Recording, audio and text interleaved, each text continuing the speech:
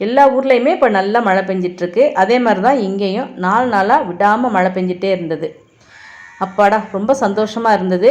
ஒன்று வந்து செடிகளுக்கு தண்ணி ஊற்ற வேண்டாம், இன்னொன்று நம்ம என்ன தான் பார்த்து செடிகளுக்கு தண்ணி ஊற்றினாலும் அப்போலாம் சேட்டை பண்ணுற நம்ம செடிகள் மழையை பார்த்த உடனே நல்லா ஹாப்பியாகி ரொம்ப செழிப்பாக வளர ஆரம்பிச்சிடுறாங்க. வணக்கம், welcome to garden and health. இன்றைக்கி நம்மளோட மாடி தோட்டத்தில் நம்மளோட செடிகளோட கூடவே சேர்ந்து வளர களைச்செடிகளை களை எடுக்கிற வீடியோ தான் பார்க்க போகிறோம். டெய்லி நம்ம தோட்டத்தை பார்க்குறதுக்கும் மழை பெஞ்சதுக்கப்புறம் நம்ம தோட்டத்தை பார்க்குறதுக்கும் நிறைய வித்தியாசம் இருக்குது. மழை பெஞ்சதுக்கப்புறம் நம்மளோட தோட்டத்தை பார்த்தோம்னாவே பச்சை பசேர்னு கண்ணுக்கு குளிர்ச்சியாக இருக்கும், பார்க்கவே ரொம்ப அழகாக இருக்கும். அதே சந்தோஷத்தோடு தான் நானும் போய் ஒவ்வொரு தொட்டியாக பார்க்க போனேன். ஆனால் பாருங்கள், ஒவ்வொரு தொட்டிக்குள்ளே இருந்து இந்த மாதிரி களைச்செடிகள் என்னையை பார்த்து சிரிக்கிற மாதிரி இருந்தது. இதில் நான் வச்சது என்னமோ ரோஜா செடி தான், ஆனால் அந்த செடியே கண்ணுக்கு தெரியாத அளவுக்கு களைச்செடிகளோட தாக்கம் தான் அதிகமாக இருந்துச்சு. இந்த தொட்டியில் பார்த்திங்கன்னா மல்லிச்செடியோட மற்ற செடிகள் தான் தலையை தூக்கி பார்க்குது. இதே மாதிரி தான் எல்லா தொட்டிகள்லையும் களைச்செடிகள் மற்ற செடிகளோட தாக்கம் வந்து அதிகமாக இருக்கும். களைச்செடிகள் வந்து தொட்டியில் முளைக்கிறது வந்து சகஜம்தான், அதை நம்ம அப்போக்கப்புறம் பார்த்து வந்து நம்ம அதை ரிமூவ் பண்ணிடணும். ஆனால் மழை பெஞ்சதுக்கப்புறம் பார்த்திங்கன்னா களைச்செடிகள் வந்து ரொம்ப செழிப்பாக வளர ஆரம்பிச்சிடும்.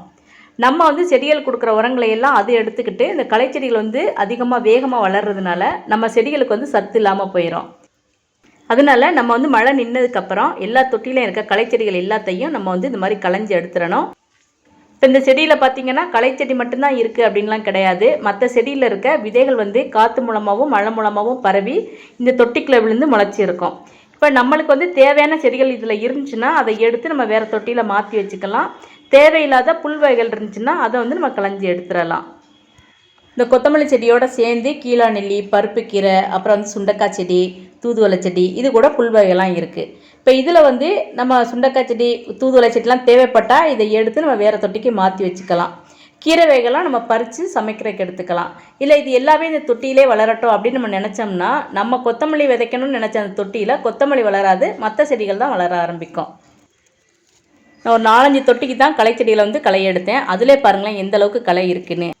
அப்போ அவ்வளோ தொட்டிக்கு நம்ம களை எடுக்கணும் அப்படின்னா குறைஞ்சது நம்மளுக்கு 2 நாளாவது ஆகும். நம்ம கொஞ்சம் பொறுமையாக களைச்செடியெல்லாம் நம்ம களை எடுத்துடணும். உங்கள் தோட்டத்தில் உள்ள செடிகள்லையும் இந்த மாதிரி களைச்செடிகள் அதிகமாக இருந்துச்சுன்னா நீங்கள் இன்றைக்கே போய் இந்த களையெல்லாம் இந்த மாதிரி எடுக்க ஆரம்பிச்சிருங்க.